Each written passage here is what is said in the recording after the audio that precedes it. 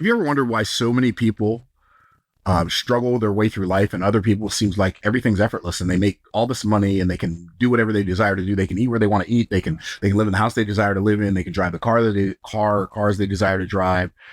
They can experience the world like as their playground, and other people just struggle to keep the lights on. So I want to talk to you today about how to make $1 million step by step. And I'm not going to give you any theory because I don't know any. I don't know any theories. I just know the stuff that I do, and I am here to tell you, I've got great news for you. It is literally, everybody say literally, it is literally no harder to make $1 million than it is to make $100 or $1,000 or $10,000 or $100,000. No harder. In fact, I would submit to you that it's actually easier because of the things that you have to do to make $1 million are not based on hard work. I think part of the reason we struggle our way through existence is because of the lies that we buy, and they cost too much. We bought into lies like you got to work hard for your money. Well, do you? We bought into lies like time is money. Is it? We bought into lies like a hard day's work for a hard day's pay. Here's why I'm talking about this. If I believe that a hard day's work for a hard day's pay is right, and I desire to be a good, honest, honorable, noble person, then I am going to ignore the easy answers that could work and only take action when I find the hard things that might work. See, we don't realize that we've been programmed. We have been programmed. I love the fact that the Bible has all of these answers and all these pictures and all these antidotes.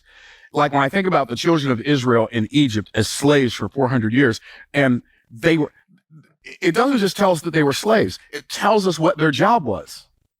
Their job was to make bricks so they could build the kingdom that enslaved them.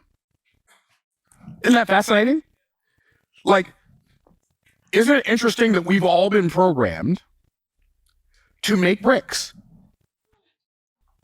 to build the kingdom that enslaves us? Isn't it fascinating that when Moses told Pharaoh, God said, let my people go, he said, oh, y'all don't have enough to do.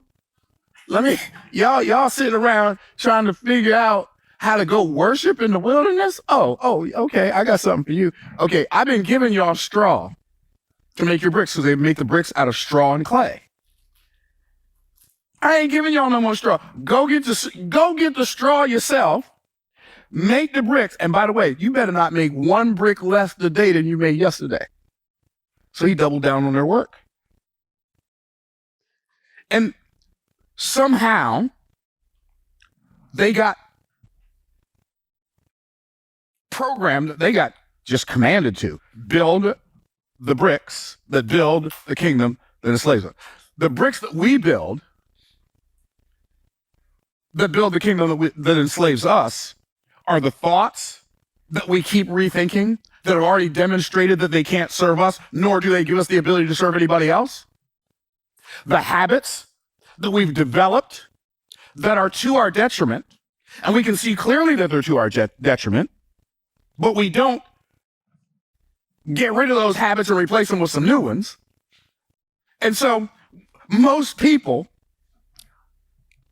are making bricks to build the kingdom of the slaves. So I'm going to share with you how not to do that anymore. So it starts with our beliefs. So here's what we believe about making $1 million. I know, because this is what I used to believe.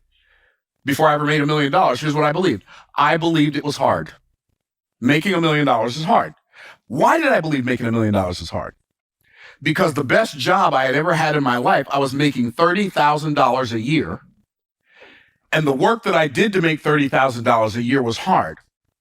So if $1 million is 35 times more than $30,000, then making $1 million it's just logical. It has to be 35 times harder. Because I don't realize that the things that I do that make $30,000 a year, regardless of how many hours I work or how hard I work in those hours, is never going to make me $1 million a year. So I've got a faulty equation based on faulty programming. And so I never stop to think about how do you make $1 million? And since the thought never enters my head, I never think about how to do it. And when I think about it, the only thought I have about it is how hard it is. Then I avoid thinking about it because then I have to think about all that hard work. You see how it's a trap? And we've been programmed by the system that in order for answers to be right, they have to be hard to come by.